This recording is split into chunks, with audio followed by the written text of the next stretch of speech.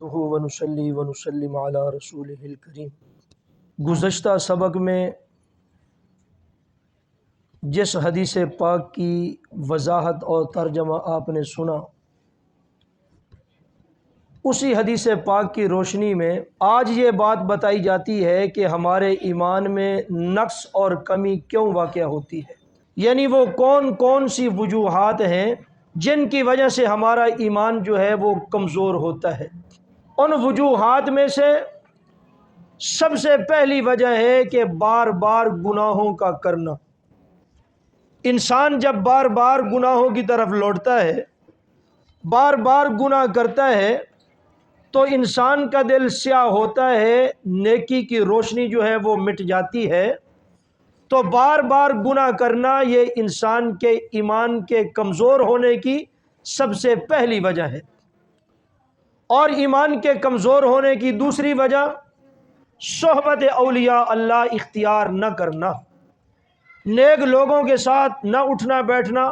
نہ آنا جانا، نہ گفتگو، نہ ملاقات، نہ ان کی محافل اور مجالس کو اٹینڈ کرنا، نیک لوگوں کی صحبت سے دور رہنا، یہ انسان کی کمی کا ایک سبب ہے، انسان کے ایمان کی کمزوری کی ایک وجہ ہے۔ اور نیک لوگوں کی صحبت اختیار کریں گے تو ہمارا ایمان بڑھتا چلا جائے گا، اگر دور رہیں گے ایسی صحبت سے تو ایمان جو ہے وہ کمزور سے کمزور ترین ہوتا چلا جائے گا۔ اور ایمان کے کمزور ہونے کی تیسری وجہ یہ ہے کہ قرآن شریف کی تلاوت اور اللہ کے ذکر سے دور رہنا۔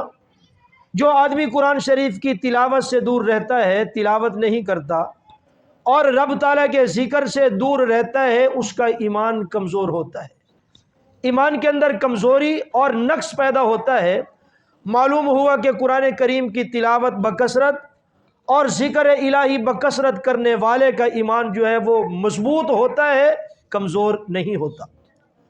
اور چوتھی وجہ یہ ہے کہ مختلف دنیاوی آزمائشوں، مصیبتوں، فتنوں اور پریشانیوں کے اندر مبتلا رہنا۔ ظاہری بات ہے، جو آدمی دنیاوی آزمائشوں کے اندر مبتلا رہتا ہے اس کو ذکر اور تلاوت کی بالکل توفیق نہیں ہوتی، وہ اس طرف آتا نہیں، پریشانیوں میں ڈوبا رہتا ہے اور وہ اپنے مال کے ذریعے اپنی پریشانیوں کا حل جو ہے تلاش کرتا ہے، حالانکہ قرآن شریف کا یہ اعلان ہے، الا بذکر اللہ تطمئن القلوب، دلوں کا سکون اطمینان چاہتے ہو تو وہ اللہ کی یاد اور اللہ کے ذکر میں ہے۔ اور پانچویں وجہ یہ ہے کہ عبادات میں انسان مستقل مزاج نہ بنے، عبادات میں انسان کا مستقل مزاج نہ بننا یہ ایمان کے کمزوری کا ایک سبب ہے۔ مطلب یہ ہے کہ کبھی نماز پڑھ لی اور کبھی جی میں آیا پڑھ لی اور کبھی جی میں آیا تو چھوڑ دی، اور اسی طرح کبھی دعا جو ہے مانگ لی اور کبھی دعا جو ہے وہ چھوڑ دی۔ تو یہ عبادات کے اندر مستقل مزاجی اختیار نہ کرنا، اس سے انسان کا ایمان کمزور ہوتا ہے، اور جو آدمی مستقل مزاج بن جاتا ہے اس کے ایمان کے اندر قوت پیدا ہوتی ہے۔ آپ جانتے ہیں کہ عرب جو ہے مالدار ملک ہے، اللہ تعالیٰ نے ان کو مال دیا ہے اور درجہ اور اونچی شان دی ہے، اس کی وجہ یہ ہے کہ ایک تو وہ نماز کا بہت زیادہ اہتمام کرتے ہیں۔ عرب والے جس وقت نماز کا وقت ہو جاتا ہے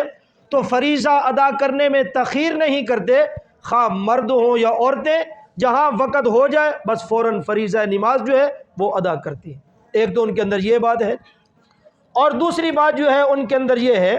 کہ عرب جو ہے نماز کے اہتمام کرنے کے ساتھ ساتھ صدقہ خیرات کا بہت زیادہ اہتمام کرتے ہیں، صدقہ خیرات کے اندر وہ لوگ جو ہے پیچھے نہیں ہٹتے۔ اور تیسری وجہ یہ ہے کہ عرب جو ہے وہ قرآن شریف کی تلاوت بہت زیادہ کرتے ہیں، جی، دوسرے ذکر و اذکار اگرچہ کم کریں لیکن قرآن شریف کی تلاوت کو نہیں چھوڑتے۔ آپ جانتے ہیں کہ حرم شریف میں، حرم مکی اور حرم مدنی میں، جہاں مردوں کی جائے نماز ہے مرد نماز پڑھتے ہیں، جہاں عورتیں نماز پڑھتی ہیں، جگہ جگہ پر انہوں نے قرآن شریف کے مصحف، قرآن شریف کے نسخے ہر زبان کے اندر چھپا کر رکھے ہوئے ہیں، تاکہ جس آدمی کو جتنا موقع ملے، حتیٰ کہ فرضوں کے فرض پڑھ کر سنتوں کے درمیان، نوافل کے درمیان تھوڑا سا بھی ان کو وقت ملے، جیسے تراویح آتی ہے تو 20 رکعت تراویح 4 پڑھی، ان کو تھوڑا سا موقع مل گیا تو وہ قرآن شریف کا صحیفہ اٹھاتے ہیں اور اس کی تلاوت کرتے ہیں۔ تو نماز کے اہتمام کرنے کی وجہ سے قرآن شریف کی تلاوت کے اہتمام کرنے کی وجہ سے، صدقہ خیرات کا اہتمام کرنے کی وجہ سے